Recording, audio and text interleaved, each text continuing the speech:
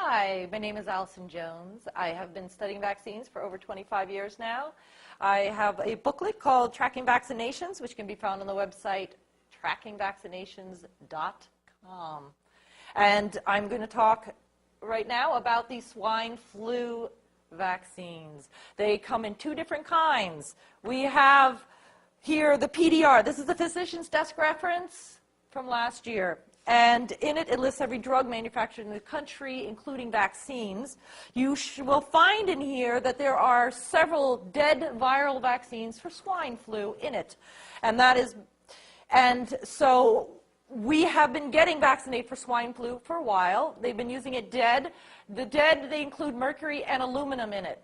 Now, the reason they put mercury in it is so they can count the germ particles. Because what they've done is they've taken the outside shell of the virus, thrown away the genetic material, and in order to know how much virus particle they have, they do it by bonding it to the mercury molecules. Now, by knowing how many molecules of mercury they have, they can then deduce how many dead viruses they have. Now, combining mercury and aluminum is very dangerous because mercury goes into the brain. It's like an oil slick. It covers the neurons of the brain and kills them instantly. The brain, though, immediately works on cleaning it out of the body, which is through the liver. But unfortunately, when aluminum is combined, the aluminum clogs up the liver, and then the brain cannot clean it out of itself. The reason aluminum is used is to create a substance for the minute dead viral material. Because when you have a syringe and you actually give an injection, there'll be some left over within the syringe. They want to make sure there's nothing left over and that it's all been administered. So they give a great deal of aluminum as the substance to administer as much of this material as possible. Now, they're coming out with a new vaccine this fall, and it is a strain from one in California. It's called A/California/709, that means July 2009. So it is the latest strain of swine flu that they have. Now, this one they are giving not dead, but alive. It is going to be a living viral vaccine. Now, when it's alive, they freeze it into either pellets or tablets. The tablets are for the injections. The pellets are for the nasal spray. The minute that these are sprayed or injected into the body, the heat of the body thaws out the virus. And then it comes out of suspended animation, and they go and start doing what viruses are supposed to do, which is invading cells. Here you have a drawing of a virus. It is merely a shell with DNA. It needs a host cell. So it goes into a cell in the body, multiplies, bursts out of that cell, copies of itself, and then those copies go into other cells in the body. Now, the immune system is running around getting rid of these, but the ones that have already gone inside the cells have escaped the immune system, and they will repeat this process all over again, multiply and burst out of the cell. And of course, when they burst out of these cells, the cells they're already dead from the multiplication inside, and then they burst through them, and then these scar over. Basically, you're getting multiple sclerosis in the brain. The cells that the viruses are entering into are the cells that, here is a brain cell. It will have 1,000 dendrites growing off of it, which are the branches that connect to other brain cells.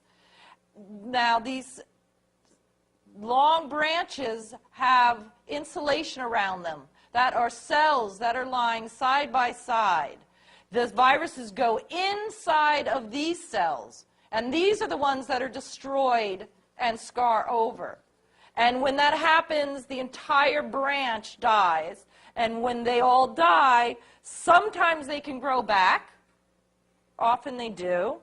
But the whole brain cell can easily be killed in this way. Now, what they're doing when they give this nasal spray, the nasal spray is the most dangerous form of administering these living viruses. If they wanted to give somebody the virus, they could just swab the inside of the mouth. But no, they're actually sticking it up into their nose And the nasal cavity is huge and butts right up against the brain there. So by spraying it at a high force into the brain, you're actually getting it into the brain easily, right into the limbic system, which is the ancient mammal part of the brain. That's the most dangerous place to get it in. You can see here, this is I have tried to draw here. Here's an MRI image of the brain. Here is the nasal cavity. And you can see that the membrane, the gap between the nasal cavity and the brain, it's open. It's very easy to be permeable for them to pass through. And that is the only purpose of giving them a nasal spray. It's to make sure it does get into the brain.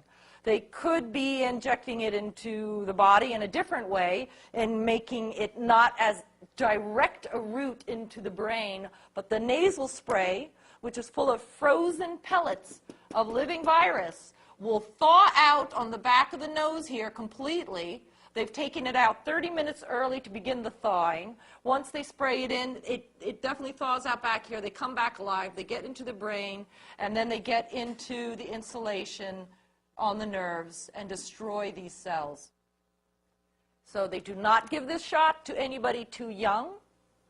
And then what happens, because when they're too young, their immune systems are too immature to fight back the virus and keep it at bay.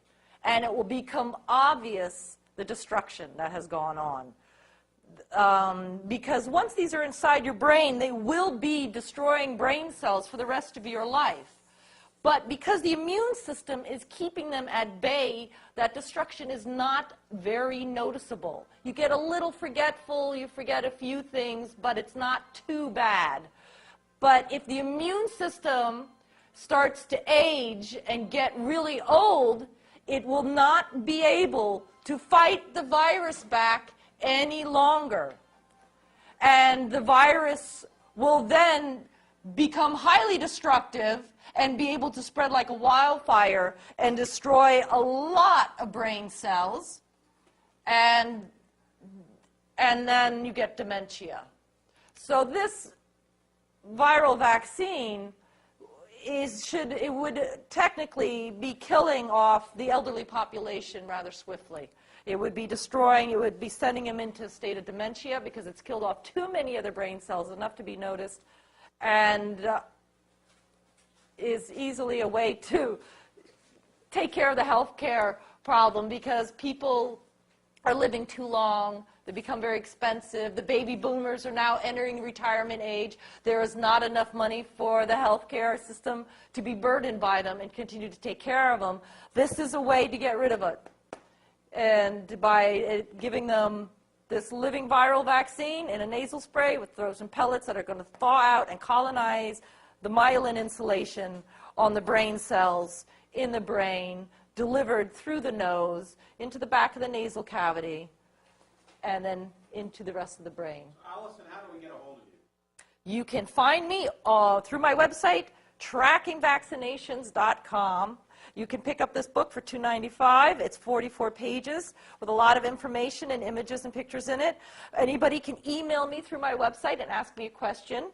They can also call me up on the phone and ask me questions. I am here to help educate people about how vaccines are made, how they work, which ones are causing autism, and why.